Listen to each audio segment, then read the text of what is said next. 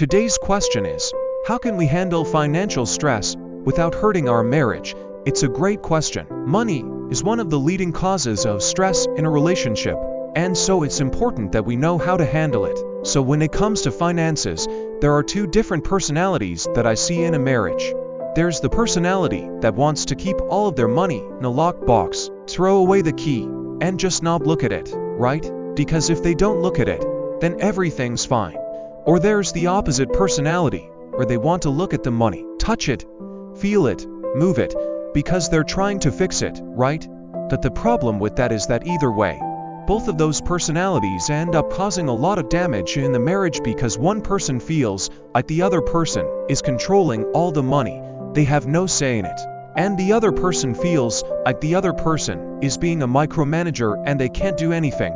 So what's the solution? Well, I think a good solution to this is to have what's called a money date. And in this money date, you and your spouse just sit down and decide how you're going to handle your finances. And part of that is deciding what you're going to do with the money. But another part of that is also deciding how much say each person gets in the finances. So for some people, they feel comfortable giving full access to their spouse to their bank accounts. For other people, that doesn't work. Maybe they had a bad experience in the past.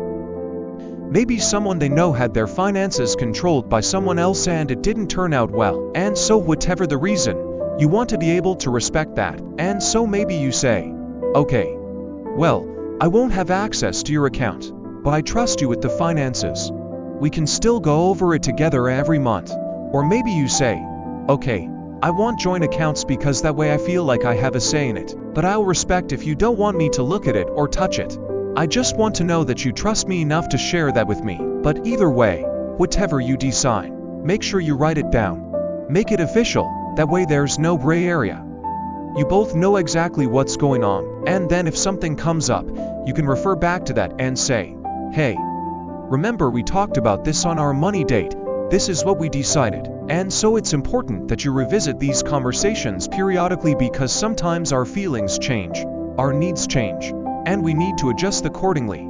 Hope that helps. Thanks for your questions. Love you guys. See you next time.